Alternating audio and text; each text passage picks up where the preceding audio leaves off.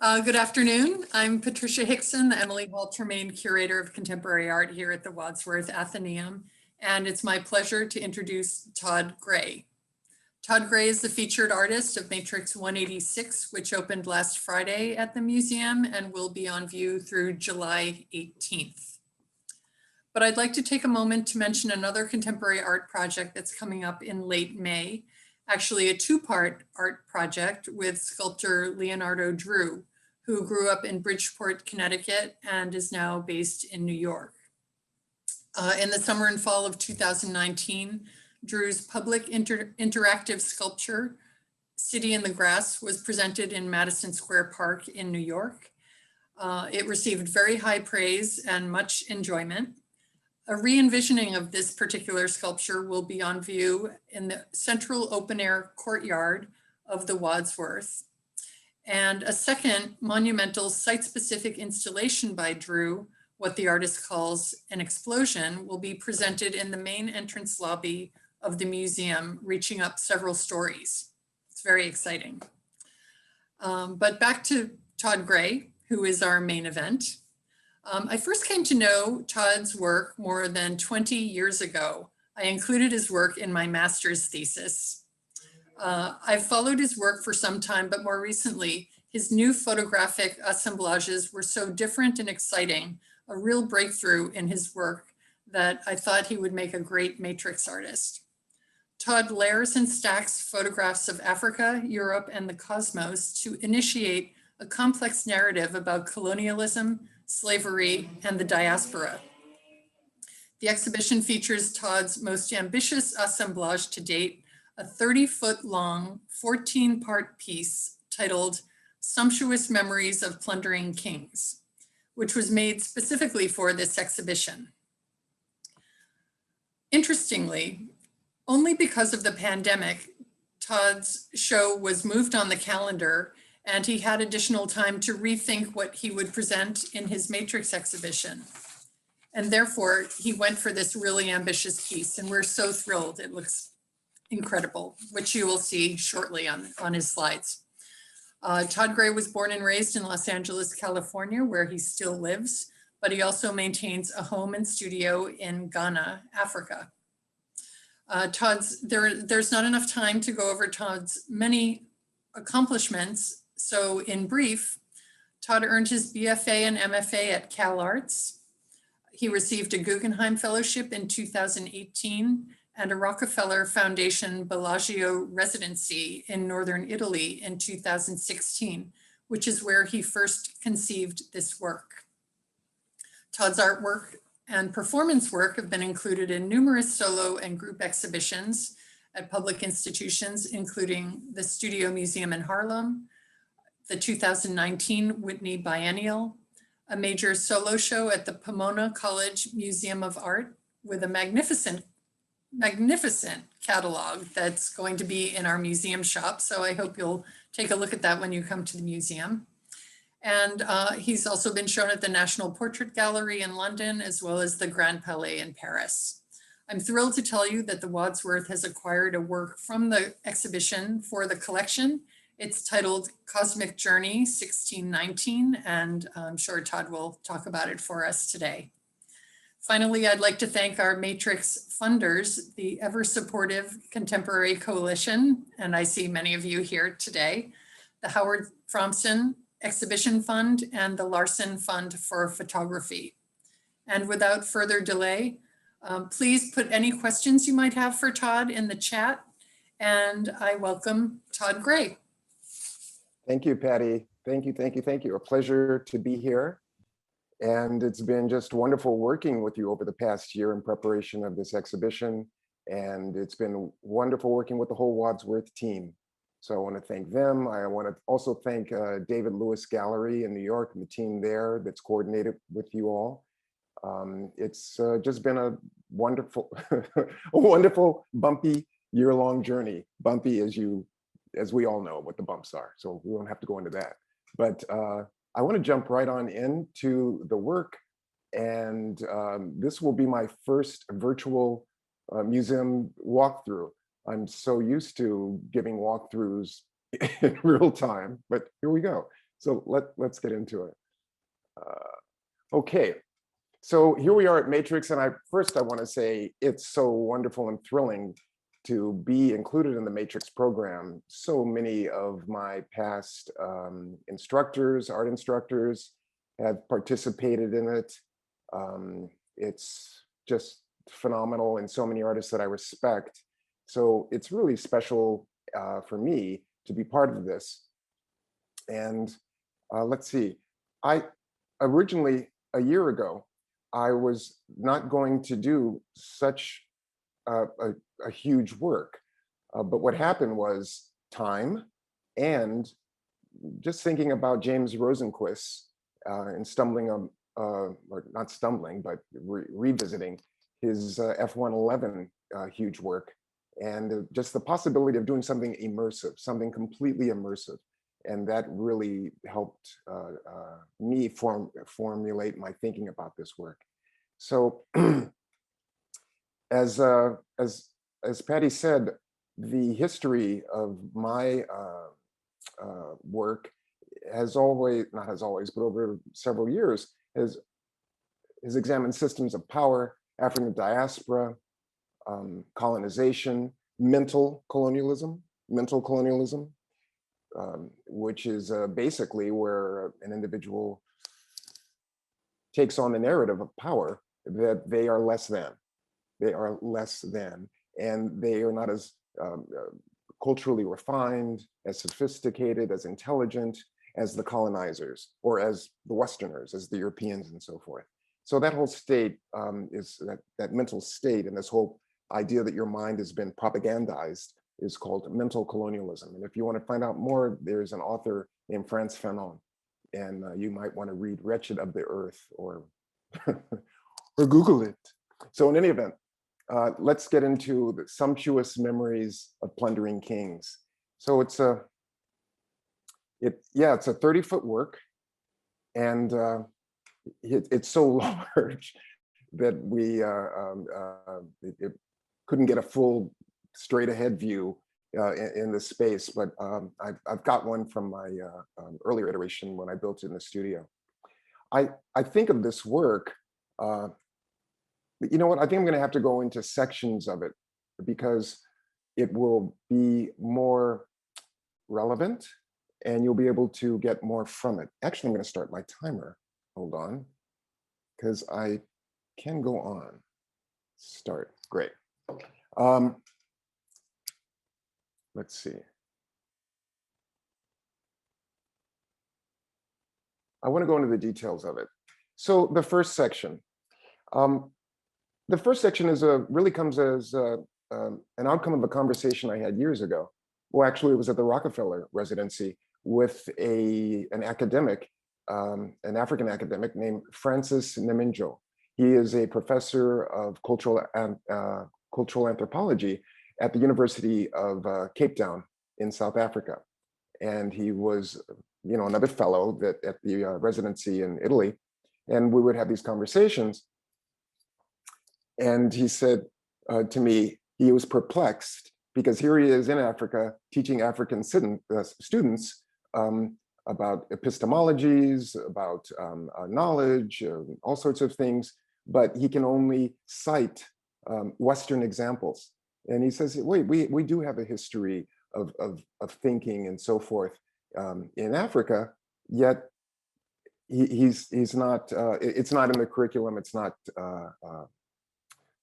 supported. So he said to me, it's quite, he said, what is the difference between one culture that believes a man can walk on water, turn water into wine, can feed multitudes with one fish and a loaf of bread. And this is believed as true, and it's a religious, and it's also a sign of their cultural sophistication. Whereas in West African culture, in Igbo culture, you might have a lion that can talk, a tree that can turn into a bird. You have all these things that happen in the bush, but we Africans are regarded as barbaric, as unsophisticated, and it's a sign of our lack of cultural sophistication and so forth. But he goes, but I don't see, he says, I don't see the difference of these two paradigms. So I was in Finland and I saw this winged figure, this angel. And so I decided to upend it, turn it upside down in this photograph and place it next to what's called an Ao, which is a divinity in particular to Lagos culture, indigenous culture, Lagos, Nigeria. And so here you have these two sort of mythical figures next to each other, but I position the African figure in the oval frame with the right side up and not upside down. Because I'm talking about chaos and so forth. And then next to that figure is a scene from a lagoon in Nigeria. Let me move this over a little bit. Then as you move, and I've got to emphasize, this piece requires the viewer to walk back and forth closer to get more details, and then step back. And so it really requires a lot of participation on the viewer. And sort of this narrative starts unfolding as you walk.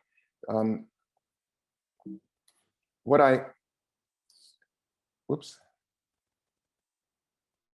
You'll see also a maze-like image where there's green.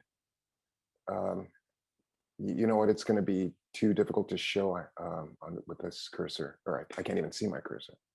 In any event, you'll see in the background an image of the cosmos. I frequently use images of the cosmos as ways to talk about a couple of things. One is the immensity of the universe, just immensity of it. And so that we might think of our own hubris, or the idea that we are so unique I want to sort of knock us down a couple pegs so that we see our insignificance in relationship to the cosmos, in relationship to the infinite.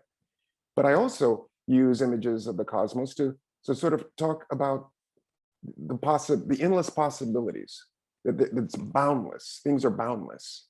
And so it's always good for me, because when I think of being in a system, a social position as I am as a man of color, and what the constraints as being not part of the dominant culture, but being part of the minority culture, it's always helped me to dream. It's always helped me to really imagine past what I can see. And so this image of the cosmos is a signifier of that. Now you'll see layered on top of that picture is an image of a palm tree that's very colorful. And that is a result of what's called a glitch. I had a corrupt camera chip in my digital camera when I took this photograph in 2007. And it rendered it just like this, divided up in this kind of matrix, divided up in this design. And also with these really hyper colors. You'll also see a statue that was from Porto, Lisbon. As I visited many cities in Europe and took photographs in various parks, gardens, cultural institutions, as a way to combine this idea of Western power, Western hegemony. Hegemony is an all-encompassing power. It's a power that you could say is suffocating. Let me give you a little example of hegemony. If you ask a fish swimming in the ocean, what is water? The fish might go, what is water? Never even thought of water. Well, that's hegemony. Hegemony is so pervasive, it can actually, it has the power of life and death, and it's so pervasive, you don't even see it because you're completely enveloped in it. Well, I see media as being one aspect of hegemonic power. And photography is a way that we think and we get ideas and we tailor our behavior, we form our opinions. it has an immense amount of power on us. And so I like to use photography to raise questions. And that's why I have frames of image covering frames of other images, so that the viewer will think, wait a second, what's behind that? What's being omitted? Frequently, we think of the photograph as being a very high analog order of information or data, where we can actually extract a lot of scientific, empirical data. But really, the photograph is only showing you this much in this rectangle. There's so much information outside of that rectangle that you're not seeing. And so hence, the way photographs operate are very fluid, and they're really not fixed in meaning. They're what I call a floating signifier. And they are altered by the meaning is altered by text or what is next to it. And so I'm using that idea to put this whole work together, different photographs next to other photographs, so that we may rethink what we're seeing. How does this change? Let me go back here. Like, you see this oil painting that I saw at a museum in Amsterdam, and this was the first time I had seen a Black subject as painted with respect, as a noble person.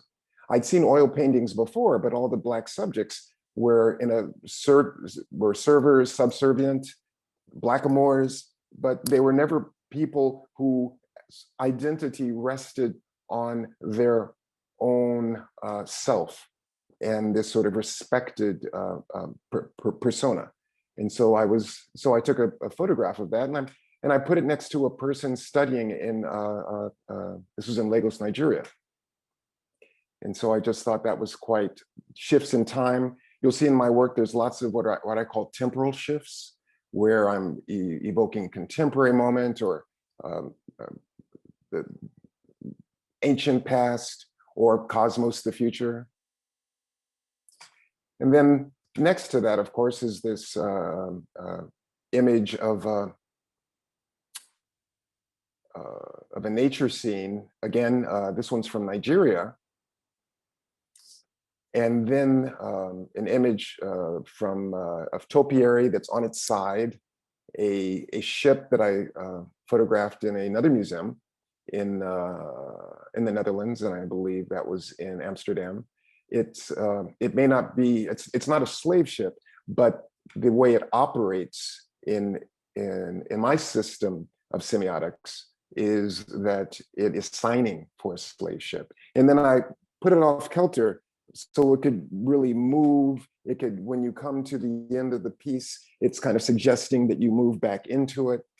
And it's such a technology, the technology of navigation is what brought my forefathers and forebears to this country.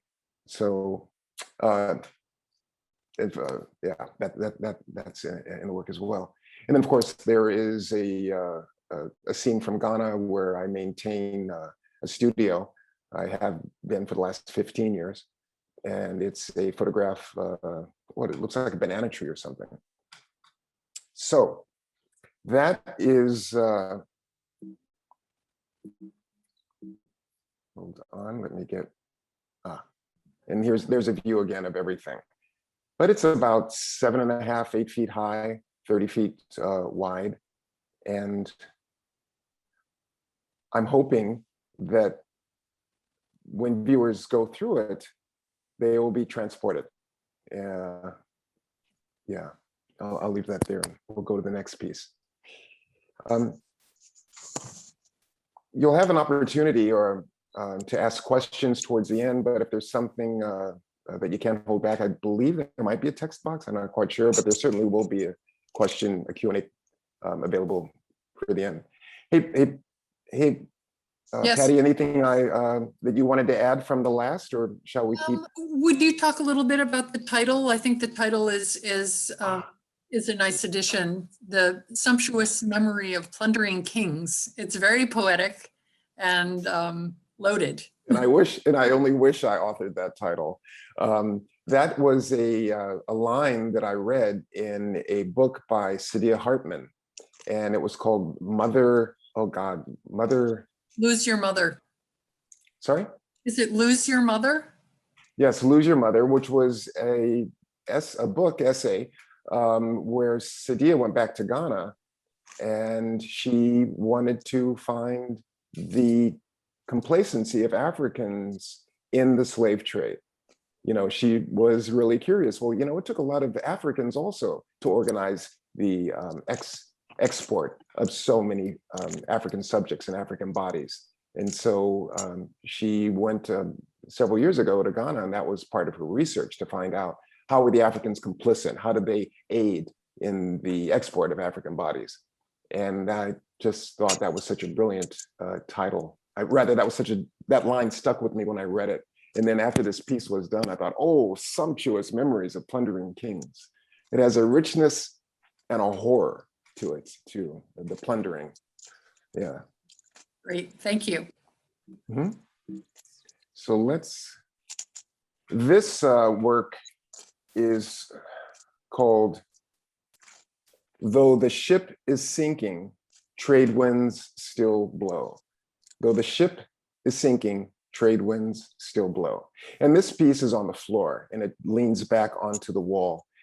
This comes part of my idea, which is always to question photography. How is photography presented? What is the normative construct of a successful photograph? I was taught, you know, in the really classic F64 manner of history of photography.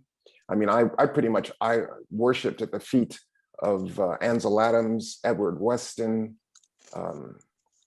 when I was much younger. Haha. But however, I've operated an 8x10 camera. I mean, I'm a full-on photographer, but I'm also a conceptual artist and so forth. And so when I'm presenting these photographs, I'm thinking, how can I challenge the canon of photography? How can I actually re-examine the assumptions that come with photography, the presentation of photography, and then call that into question?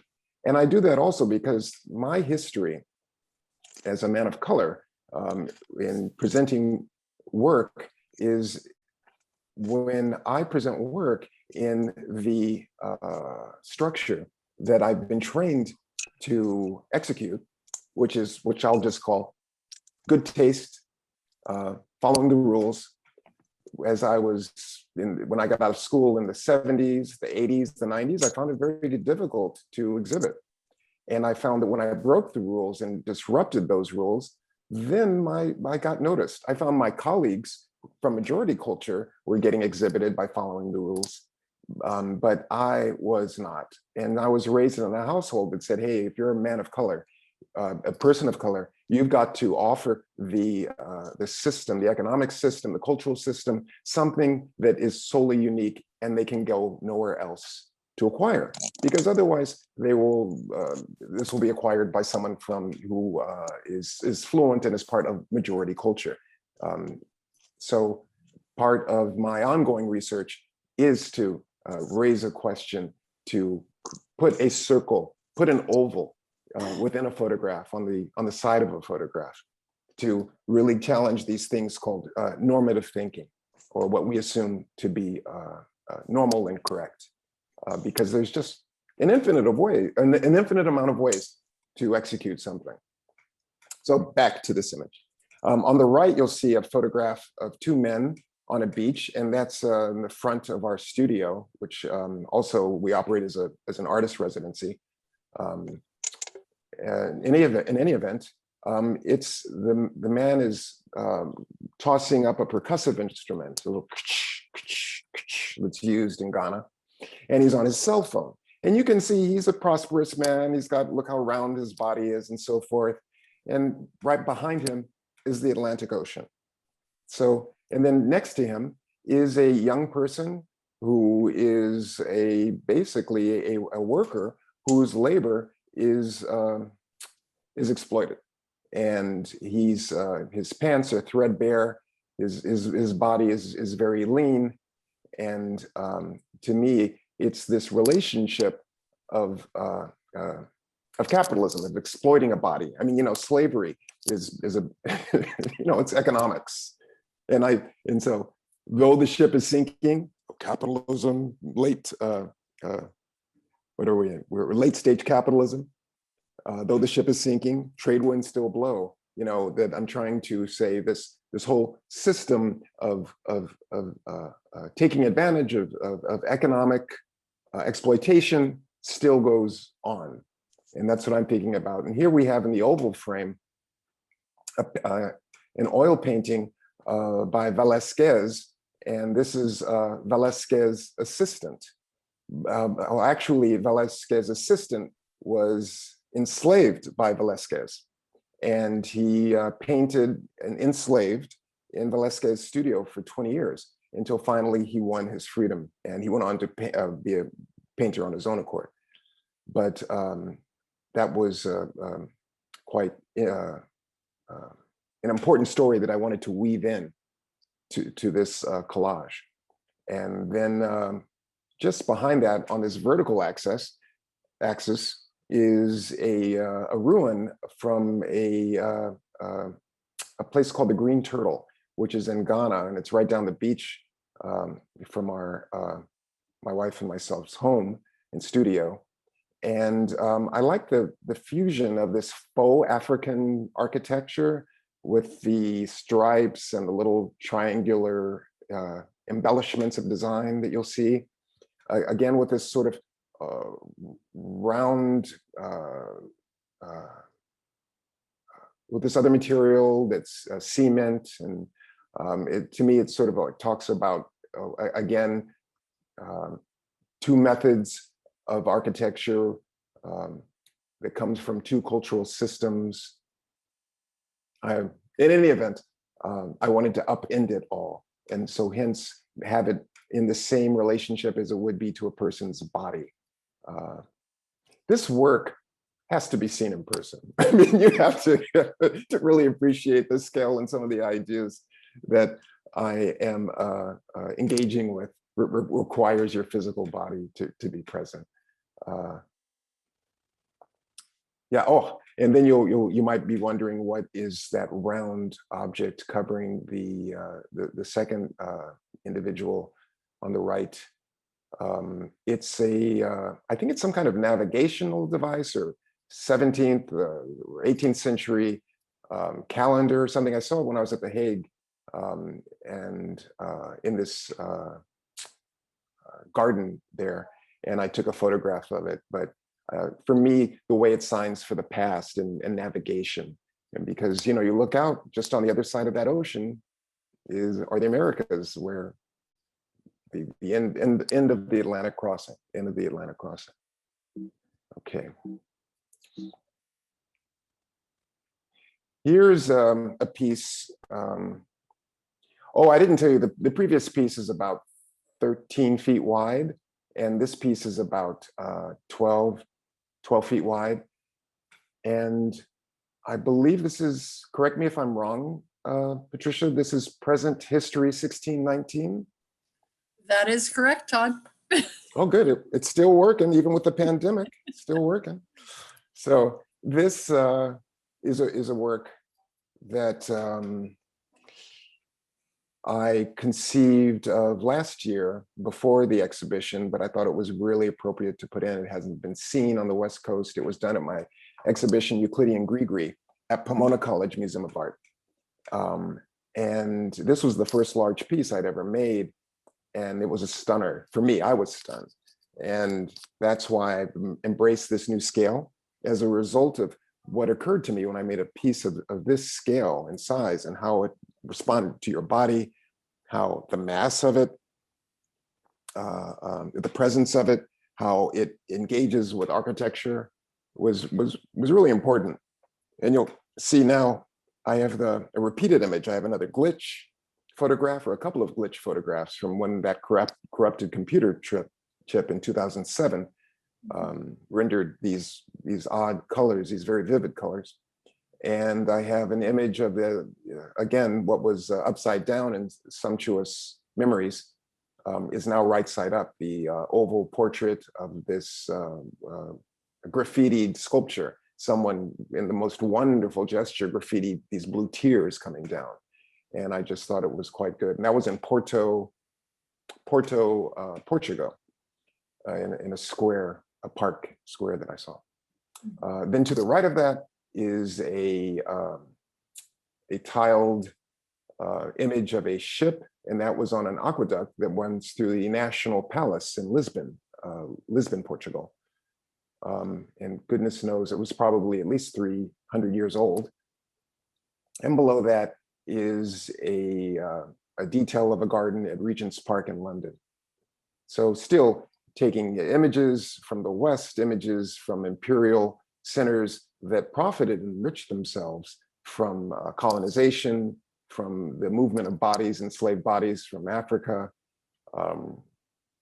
And then, of course, placing this in relationship to images from my archive from Ghana. And I want to say again, all the photos that you see that I use are from my own archive. I've taken them, except of course, the Hubble spacecraft. But we are, it came out of my taxes from NASA, so. Okay, here's another wall, and these are the final two pieces. The scale is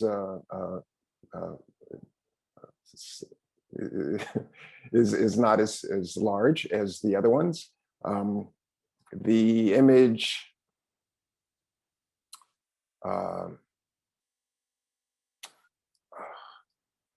this one, I'd say it's about maybe 40 inches high, something like that, maybe 50 inches high. 40 inches. 44 by 47. Oh, wow. It's so fantastic having the curator on the call. You can just, boom, get that correct info.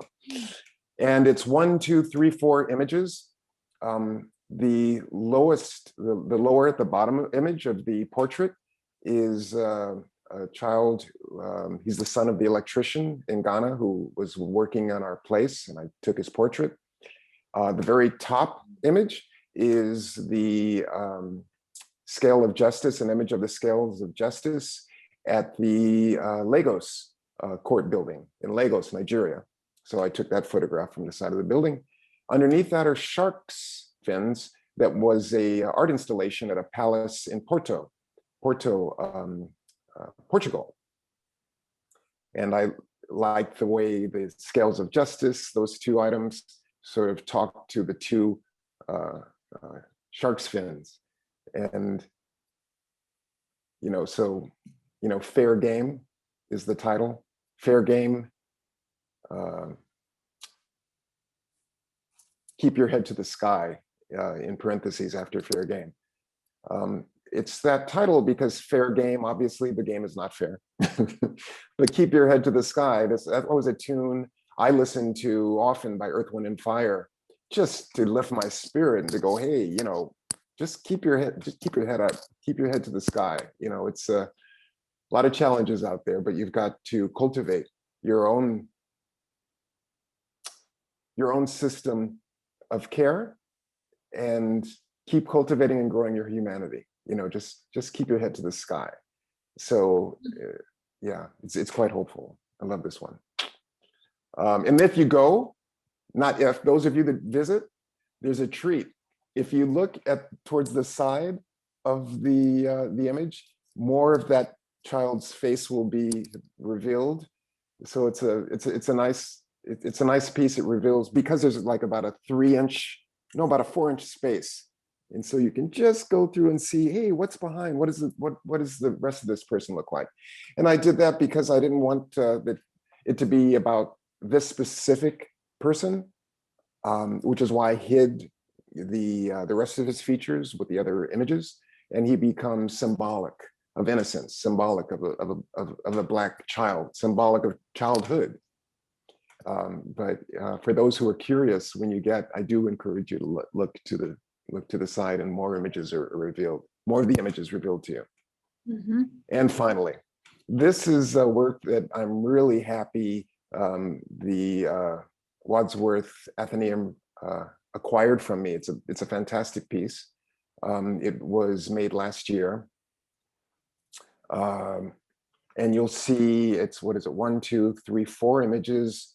The photograph with the flowers in the vase was from the Luxembourg garden in Paris. And then, of course, you have that ship that was from the Lisbon Palace, that National Palace, that for me, again, it signifies a slave ship. And of course, you know, the present history, 1619, the first African to be enslaved and arrived in the States was 1619, as most of you probably know. So hence that's present history, is that history is present. I mean, history is ongoing. Got to know your history. Got to know your history. Otherwise, you can't shape your future. That's a whole nother. I'm about to open a door I'm not ready to go into. Here we go. Then there was the village that we built our studio in Ghana is a fishing village, and it's called Akuida. And back in 2008, there was a funeral, and I asked permission of the elders if I could attend, and I was given permission. And so these women are just coming back from the funeral site, and so it's a very solemn moment. And then you'll see in the background an image of the cosmos, and how the colors, the primary colors reflected in what they're wearing, are also reflected in the image of the cosmos. And then it's quite interesting, that glitch, to me, the glitch photograph behind it with all the high key colors of the palm trees, that also is a statement about technology and how wrong technology can go. And I think part of what I do is I look at technology quite critically, because I can see that a lot of the chaos, as we advance into the future, as we advance as a sophisticated culture and more and more technology, there's more possibility of complete breakdown and entropy and confusion and chaos. And so that's sort of this signifier for me. I think at this point, I'm going to open it up to questions and see where we are. So hey, or any comments or questions Patty might have for me. Yeah, so I'll take these from the chat room. So someone asked if you could talk about the frames and the systems of enframing and the relationship between boundless layers and captured images. Well, I can talk about the frames. Here's part one, the frames. I went to sales. Let me see if I can get this going.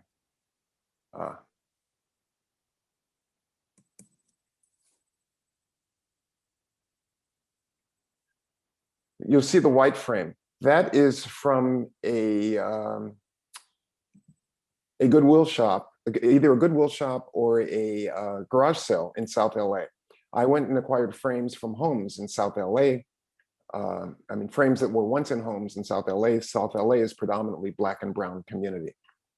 And I also got frames when I was in South Africa. So I went to Soweto, the township of Soweto, and Johannesburg, because I wanted these frames that have lived and witnessed a domestic experience.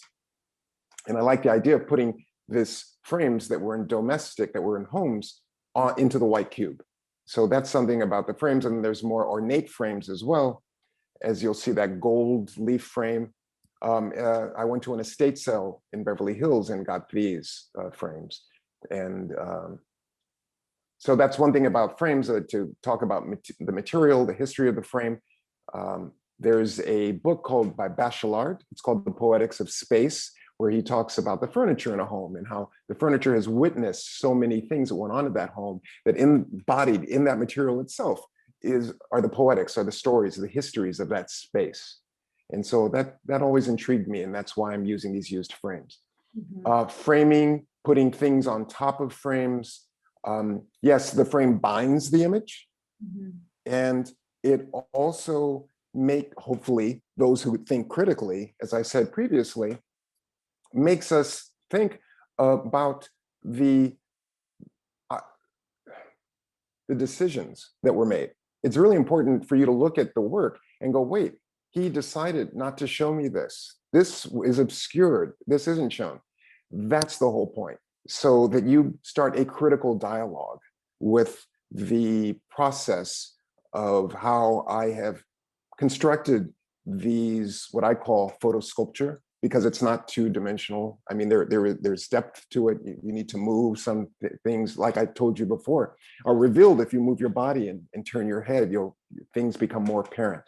But it's a way for me to obscure, a way for me to talk, to get you to think, you the viewer, to think more critically about photography and how it actually hides things. Oh, one thing I want to say really quickly is, look, photography happens like that. It happens in a millisecond. So here we are, we're freezing a millisecond of time so that we can observe it for however long we want to observe it. Where else can this happen? And can we not see how abstract that is? How can you take out of the flow of time, the constant flow of time, extract 1 millisecond and then go, okay, this is really objective. No, it's not objective, because it's in relationship to context. What happened before? What happens after? Where is the place? And so that whole relationship of time is critical, and to question that is critical. So that's another thing I want to do, is for us to question the veracity of photography.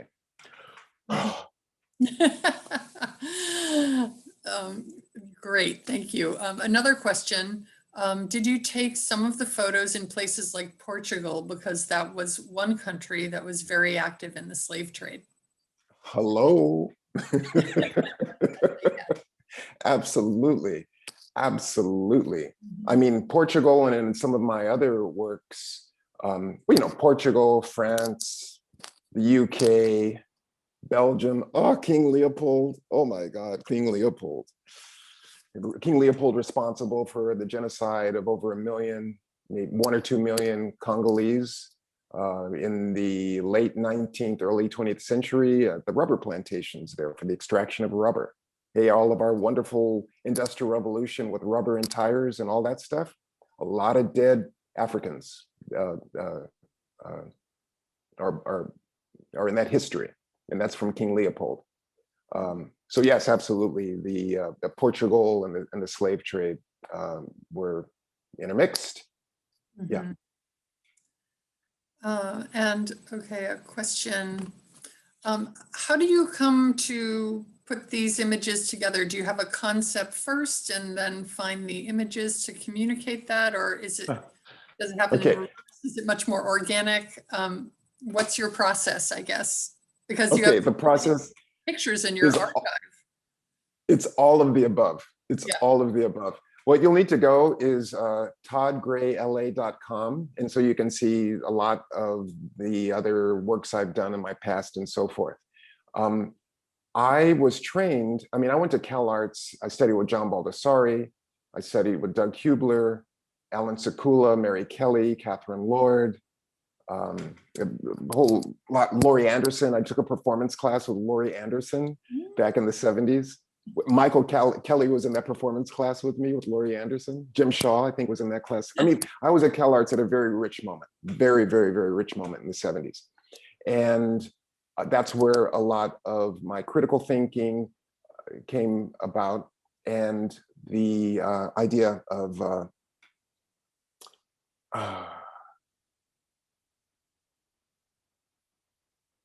hold on, I'm having a moment here.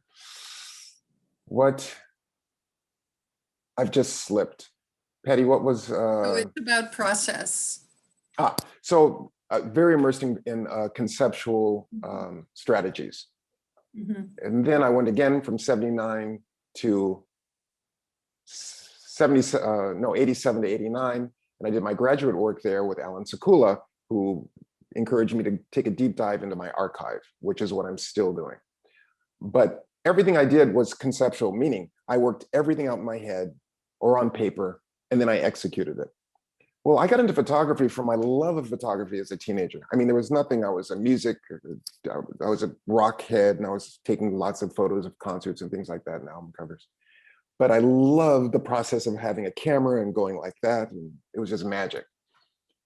About 1990, I was, where was I? When I became a full-time professor at Cal State Long Beach, and I was on sabbatical, and I realized I wanted to rediscover the joy of photography.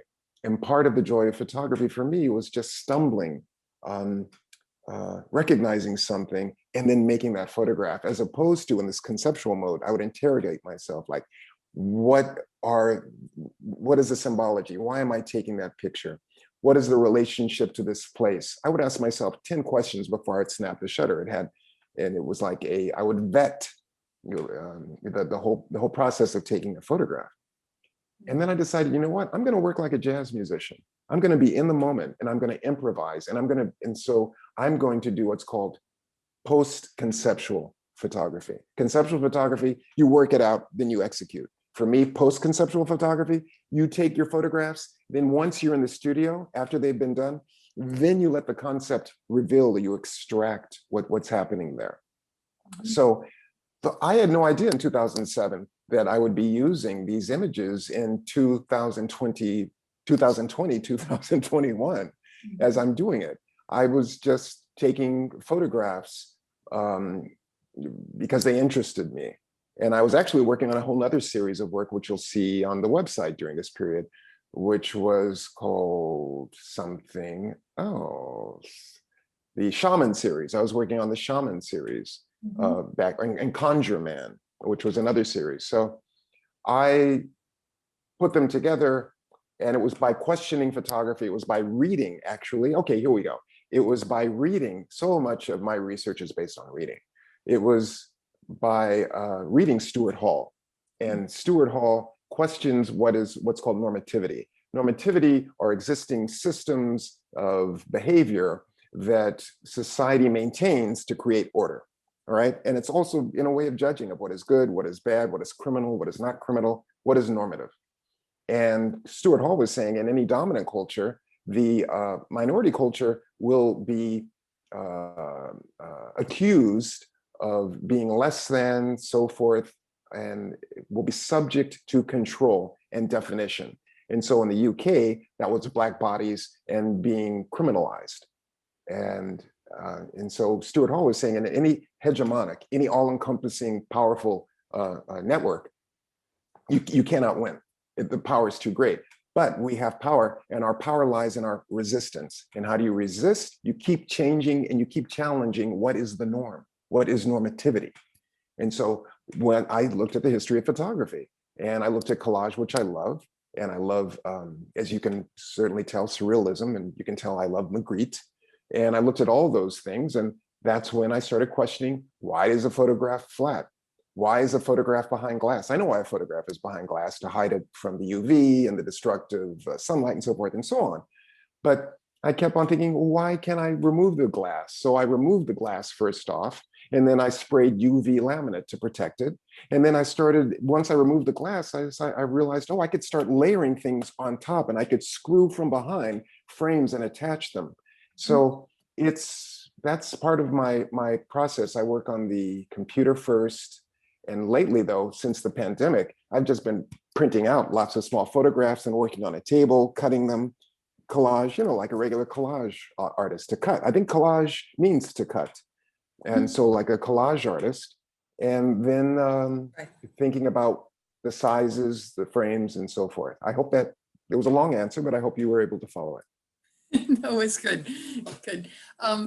Yeah, it's interesting. So, I mean, you would have to work that way to be able to work on that scale, because people will see when they step into the matrix gallery that, you're really overwhelmed by these images because they are your scale and bigger. You're really enveloped or confronted by this imagery in a very physical way. So yeah, you'd have to work with smaller maquettes, let's say, before committing to those large scale work. Oh, and actually, I did something on scale before I have to test out before I commit and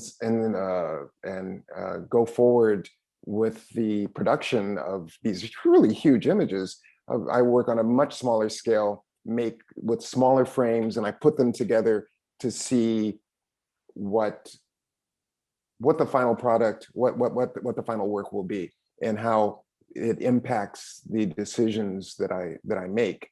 So yeah, I do work at scale, and I call them sketches, and I do these sketches, but they're three-dimensional objects that that help me resolve a lot of the problems. I can anticipate the problems and then make corrections before I commit myself to this very large scale, which for me also is in dialogue with architecture. So the scale shift changes things. The scale shift makes you think, wait, we think of a photograph as flat. It's not flat. We think of a photograph as a certain size. It's not that. We think of a wall containing a photograph. Well, this wall is in dialogue with that photograph. And there's a push-pull relationship, which is also why it's on the floor and leaning, because there's also the possibility that it could move, that it's not quite stable. But believe me, it's very, very stable. But that possibility, yeah, believe me, with the museum staff at the Wadsworth, it's ultra stable. Yes. So Todd, we have time for one more question, and Jana thought that maybe you could speak a little bit about collage, because these are more assemblage and sculptural. So do they come out of collage in some way? Oh, absolutely. I mean, because I think for me, the art of late 20th century, 21st century is collage. For me, what is hip hop? Hip hop is collage. You take part of this song, you put them on top of together. I think collage is one of the mediums that is very pertinent in our particular historical milieu, in this particular moment. It's putting things together and putting things on top of each other in relationship to each other. What is a film? Well, that is a collage, all those edits, collage. I think also with our attention span, we're going so fast. We rarely take the time. I'm not going to make such a pronouncement. I think that our cultural experience, the city, going through the city, traveling in your car, that is collage, where you look out the window and things are moving, relationships are changed and stacked. So this medium, I feel, is very pertinent for this historical moment. And that's why I use it. I also use it because I can tell a more full story, a denser story. And I can tell a story that has many narrative lines. For me, you can go into the work from a very aesthetic, critical point in relationship to photo history. And you can look at it through that lens. You can look at it through the lens just of signifier, signified, and read it that way. There's different ways in the layering of the image, and also in the ways that I have pointed to different periods of time, different periods in history, different places. It's almost, with this work, I think, is almost approaches opera, because the story is so full and it's so engrossing, and that's and I think collage allows me to do that, is to tell multiple stories. That way, when the viewer goes on one day, perhaps they will be able to extract a very particular thread of meaning that is pertinent to where they are at that space-time moment. Then they come back 3 weeks, a month later. They're in a different psycho-emotional mode. They come back and they're having a different relationship. They're making different associations with different images put next to each other. And that's really collage allows me to do, is to let the viewer understand that you are making the meaning. You are putting together all of these fissions, all of these fractured images, and you are creating a mosaic that coheres and has meaning particular to you. And that's really so fantastically important to me, that we realize the power we have to make meaning, and that we just do not inherit meaning from above, from the newspapers, from the churches, from the politicians, from our parents, that we are actually the meaning makers. And there's a lot of power in making meaning, a lot of power. That's a perfect place to end it. I hope everyone will come to the Wadsworth to see this incredible installation. And the Wadsworth is currently open on Friday, Saturday, and Sunday on Friday, 12 to 8 p.m. and Saturday and Sunday from 12 to 5. There is another major program with Todd coming up, and let me just read that. It's a panel discussion on May 12th. So please watch for that. That one is going to be at noon. So thank you so much, Todd. This has been such a wonderful experience for me as a curator, and a really fascinating body of work. And I'm so thrilled that we brought it to the Hartford community. So thanks again. Thank you. Likewise. And everyone, take care of yourself. Be good to everybody. Everyone.